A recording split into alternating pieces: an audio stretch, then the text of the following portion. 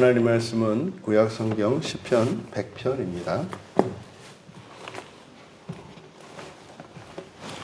우리가 찬 목소리로 함께 읽겠습니다.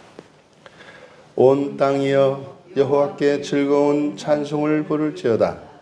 기쁨으로 여호와를 섬기며 노래하면서 그의 앞에 나아갈지어다. 여호와가 우리 하나님이신 줄 너희는 알지어다.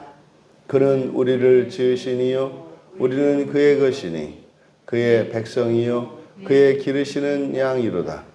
감사함으로 그의 문에 들어가며 찬송함으로 그의 궁정에 들어가서 그에게 감사하며 그의 이름을 송축할지어다. 여호와는 선하시니 그의 인자하심이 영원하고 그의 성실하심이 대대에 이르리로다. 아멘.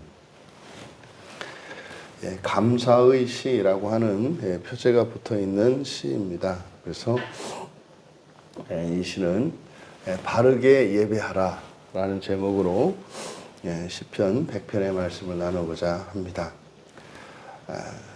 먼저 이 시도 짧은 5절로 되어 있는 시입니다만 여기도 마찬가지로 3년으로 구분할 수가 있겠습니다. 1절과 2절을 예배자의 준비라고 제목을 붙이고 제2연은 3절과 4절로 바른 예배의 요소, 그리고 마지막 제3년으로 5절은 바르게 예배해야 할 이유. 그래서 5절로 되어 있는 감사의 시인데 이것은 우리가 예배의 목적이 무엇이고 예배의 이유가 무엇이고 또 예배는 어떻게 드려야 하며 또 예배를 이렇게 바르게 드릴 수 있는 이유가 무엇인지를 밝히고 있는 아주 교훈적이고 알찬 그런 시입니다. 먼저 1절과 2절을 살펴보면은 온 땅이여 여호와께 즐거운 찬송을 부를지어다. 여기서는 좀 의역이 좀 심한 경우입니다. 그래서 즐거운 찬송을 부를지어다. 여기 밑줄을 치시고 여기가 그러니까 크게 외쳐라 이렇게 됩니다. 크게 외쳐라. 지금 즐거운 찬송을 부를지어다. 이게 이제 루아라고 하는 히브리어를 번역을 한 거거든요. 그러니까 이 루아는 큰 소리를 외치는 걸 말합니다. 근데 물론 그것이 기쁨에서 즐거울 때, 하지만 그래서 찬송이라고 할 때는 노래의 의미가 강하지 않습니까? 근데 여기서는 그 노래보다 외치는 것, 큰 소리를 내는 것, 물론 이제 그것이 찬송이라고 하더라도 뭐 전혀 어색하지가 않겠죠. 근데 이것은 주체할 수 없는, 이제 뒤에 이어지는 2절에 보면은 기쁨으로 이렇게 나오기 때문에, 그래서 이 감사의 기쁨으로 이 감사의 기쁨을 주체할 수 없어서 이제 소리로 이제 발화가 되는데 그것이 이제 크게 외칠 수밖에 없는, 그러니까 주체할 수 없는 그런 감사의 마음, 이것을 나타내는 거죠. 그래서 그대로 온 땅이여 크게 외쳐라. 그리고 기쁨으로 여호와를 섬겨라. 이제 명령문입니다. 기쁨으로 여호와를 섬겨라. 그리고 세 번째가 나아갈지어다. 여기 이제 나가는 게 그의 얼굴을 향해, 주로 이제 얼굴을 앞이라고 번역을 하거든요. 그래서 이제 그의 앞에 나아가다 이랬습니다만은 그대로 직역을 하면 노래하면서 그의 얼굴을 향해 들어가라. 그러니까 이것은 마치 이제 우리가 예배드리는 장면을, 그래서 예배드리기 위해서 예배당에 나오고 그리고 이제 여기에 들어와서 예배를 드리는, 그래서 이제 예배 드리는 과정, 들어와서 그래서 예배자가 예배를 준비하며 들어오는 장면, 이것이 이제 1년에 있는 내용이겠습니다. 그러니까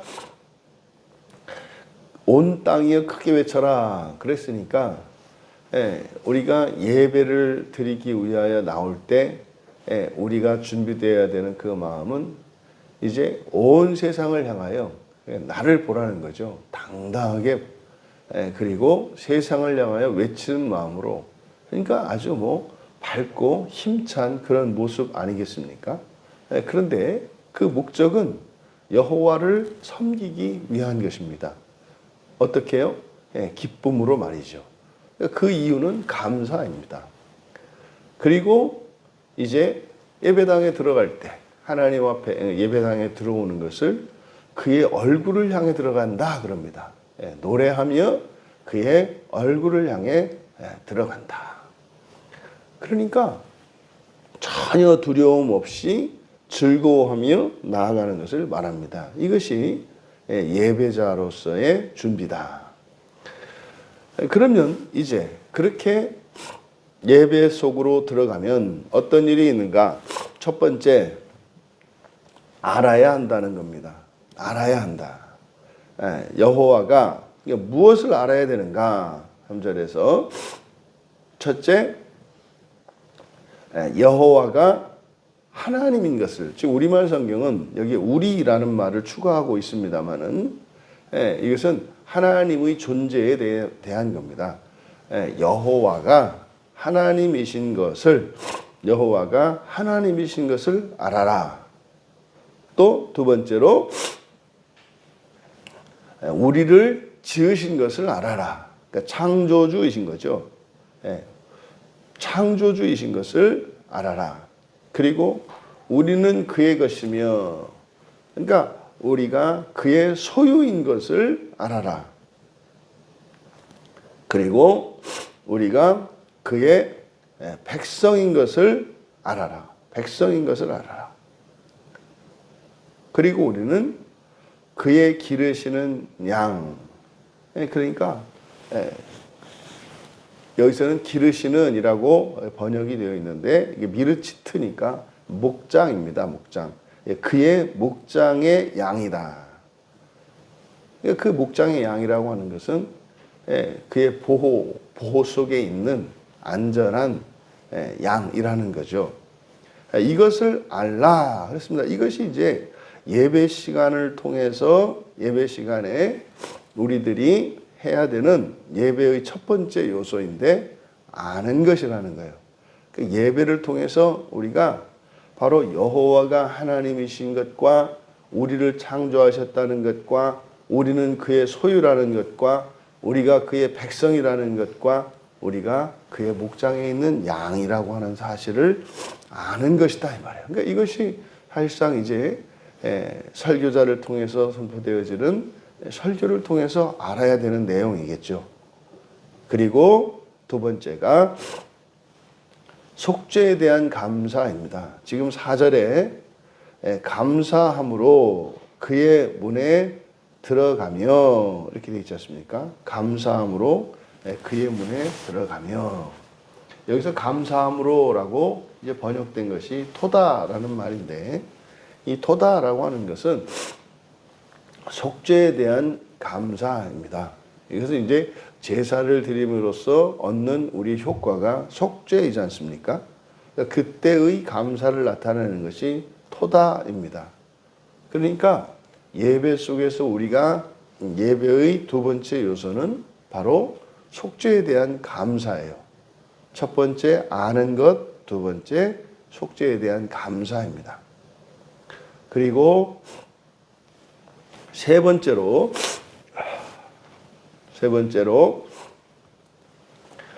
그의 궁정에 찬송함으로 그의 궁정에 들어가며, 여기서 찬송함으로 그의 궁정에 들어가서 그에게 감사하며 이렇게 되어 있습니다. 감사하며, 여기에 감사하며 밑줄 치시고,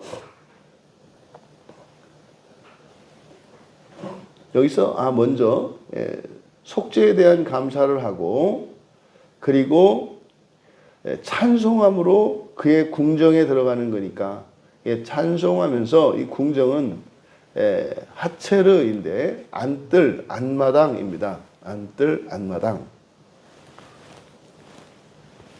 그래서 찬송이 또한 예배의 요소입니다. 그러니까 어디서? 그의 안뜰로 들어가서 지금 사실은 이제 문과 안뜰 이렇게 들어가는 거죠. 그래서 그의 안뜰로 가서 이제 찬송을 하는 겁니다. 그래서 예배의 중요한 요소 중에 하나가 또 찬송인 거예요. 그 다음에 그에게 감사하며 여기서 감사하며라고 번역한 이 단어가 야다입니다. 야다. 이때 야다는 알다라고 하는 의미의 야다 말고 이제 그러니까 우리의 발음으로는 비슷한데 다른 야다입니다. 이 야다는 던지다라는 뜻이에요. 그래서 이거를 이제 감사한다라고 그 감사한다라는 의미를 가지기도 합니다. 우리가 다른 사람들에게 이렇게 사례를 하지 않습니까? 좋은 말을 던지는 거. 하지만 이 사전적인 첫 번째 의미는 던지는 거예요. 그래서 감사함을 던질 수도 있고 또 사실을 고백할 수도 있고. 근데 여기서는 이때 뒤에 이제 송축할지어다라고 그래서 이 송축이라고 하는 게 바라크니까 이 바라크가 복에 대한 감사거든요. 그러니까 여기서 감사는 야다니까 그래서 감사하다라고 번역을 하기보다는 사실에 대한 고백입니다. 그러니까 여호와께 자신의 삶을 정직하게 고백하는 거예요. 그러니까 예배 시간에 또 우리가 이 예배의 중요한 요소는 내 자신의 삶을 있는 그대로 하나님께 고백하는 것. 이것도 예배의 중요하고 필수적인 요소입니다. 그 다음에 이제 마지막으로 그의 이름을 송축할지어다. 이름을 송축한다 할 때 이 송축하다가 바라크이기 때문에 보통 이게 축복하다. 그런데 이제 반대로 수혜자 입장에서는 이거를 감사하다. 또 베푸는 자 입장에서는 축복하다. 그래서 받는 사람은 감사하다 또는 축복하다. 그래서 보통 이거를 송축하다. 그러니까 하나님께 감사를 올려드린다. 축복에 대하여 감사한다. 이게 송축하다 이거든요. 그러니까 그의 이름을 송축하는 거니까 그의 이름을 송축하는 거니까 이거는 우리가 일상 가운데에서 경험하였던 그 하나님의 은혜에 대해서 이제 감사하는 겁니다. 그러니까 이와 같이 예배의 예배자가 예배 가운데 해야 되는 그 예배의 요소가 무엇인지를 또 이렇게 가르쳐 줍니다. 그리고 이제 이렇게 바르게 예배해야 되는 이유가 무엇인가? 5절은 왜냐하면입니다. 그러니까 우리가 이렇게 예배를 준비하고 또 우리가 예배 가운데에서 이렇게 해야 되는 이유. 여기서 이제 뒤에 밝혀주는 이유라고 하는 것은 이렇게 하는 것이 충분한 이유예요. 보면 여호와는 왜냐하면 여호와는 선하시며 인자하심이 이제 영원하고 되어 있는데 그대로 직역하면 올람까지 그러니까 영원까지 이렇게 됩니다. 그러니까 인자하심이 영원까지 그리고 그의 성실하심이 대대에 이렇게 되어 있습니다만 대대에 시대를 의미하는 도르라는 말을 중첩해서 쓰고 있습니다. 그래서 그대로 그의 성실하심이 시대와 시대까지.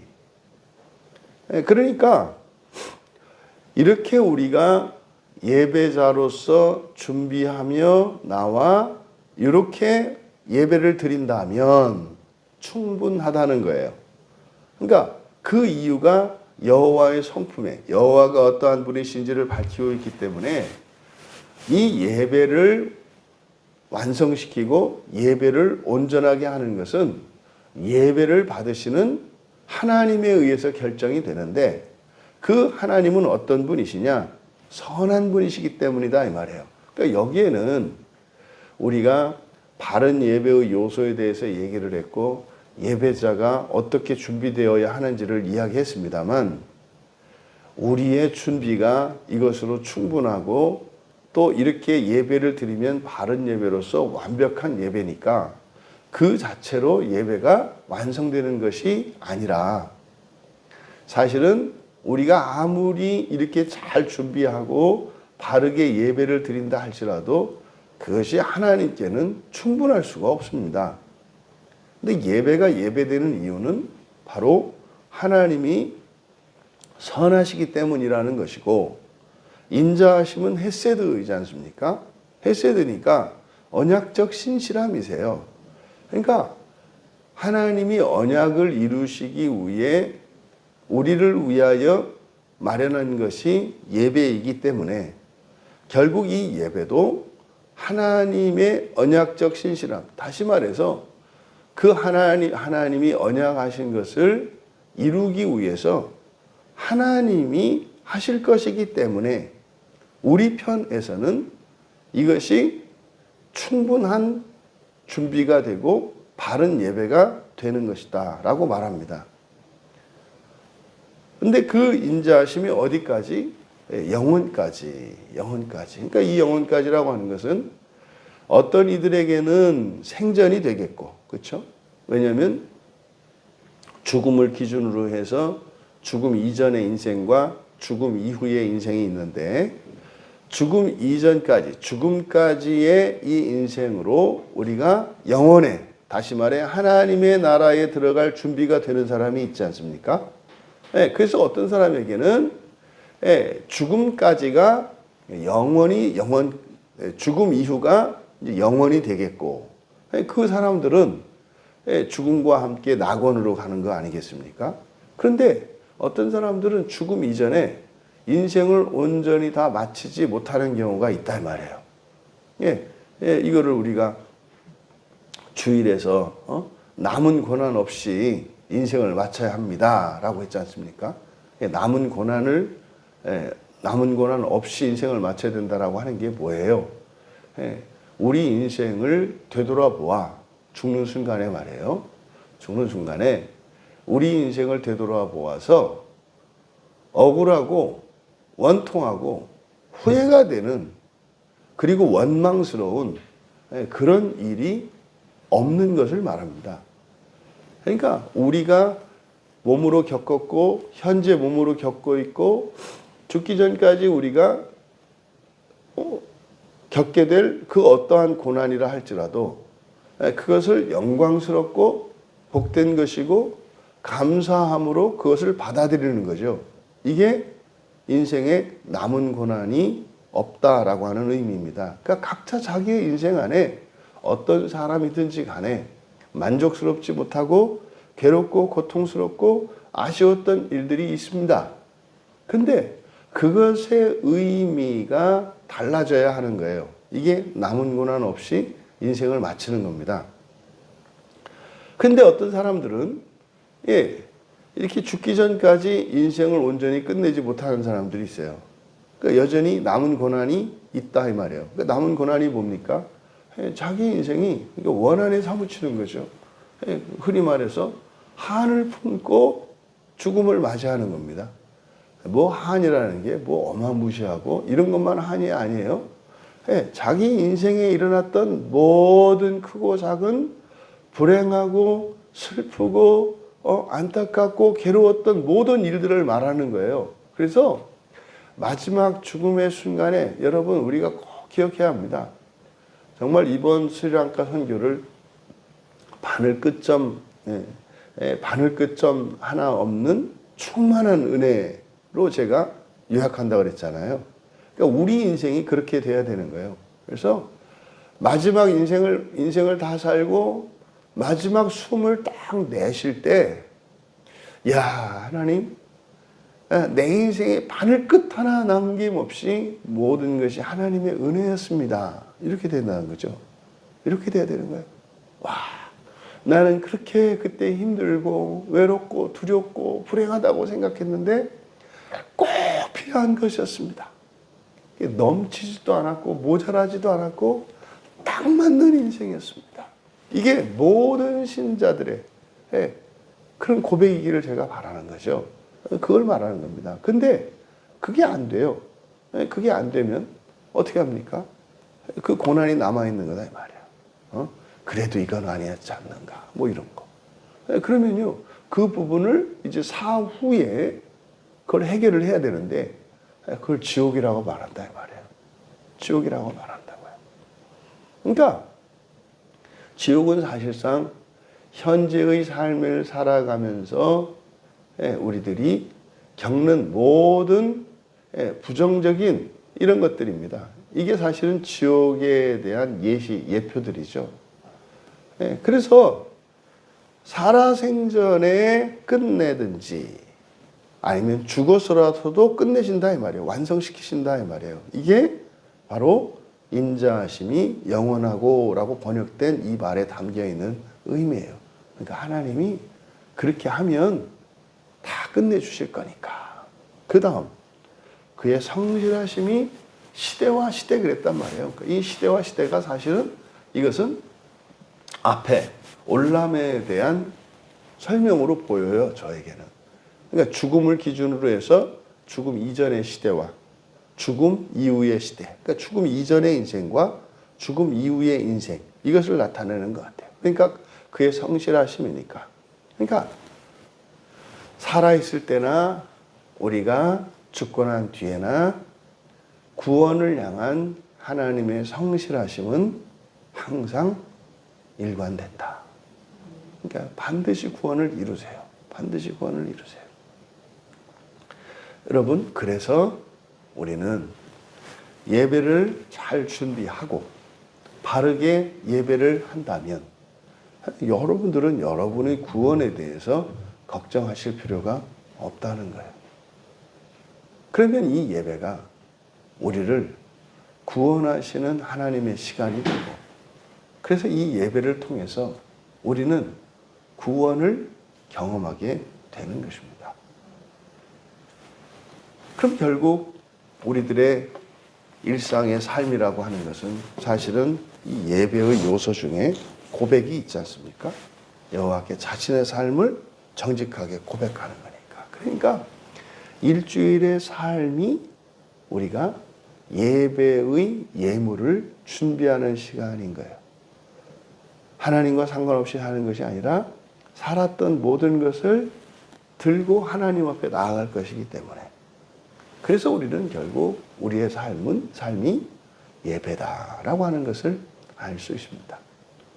오늘 하루도 또 남은 이 한 주의 모든 날들도 그렇게 정말 후회 없는, 그리고 하나님을 기쁘시게 할 수 있는 그 예배를 준비하며 살아가시는 바르고 참된 예배자들 다 되시기를 주님의 이름으로 축원합니다. 존귀하신 하나님, 저희들의 인생이 구원을 위하여 부르심을 받았고 또한 구원을 이루기 위해 살아가는 예배자의 삶인 것을 알게 하시니 참으로 감사합니다. 저희들이 살면서 겪는 모든 일들과 저희들이 맞닥뜨리는 모든 사건들이 하나도 하나님과 상관없는 것이 없으며 오히려 그 모든 사건들은 예배를 위한 예물인 것을 알게 하셨사오니 하루하루의 일상 가운데에서 거룩함과 순결함으로 예배를 준비하며 살아가게 하시고, 또한 주일로 사랑하는 지체들과 함께 모여 하나님을 예배할 때 그 예배 속에서 이루어지는 속죄에 감사하며 또한 하나님 베풀어 주신 그 은혜를 기억하며 찬양하는 그런 복되고 바른 예배가 될 수 있도록 은혜를 내려 주시옵소서. 감사하며 예수님의 이름으로 기도하옵나이다.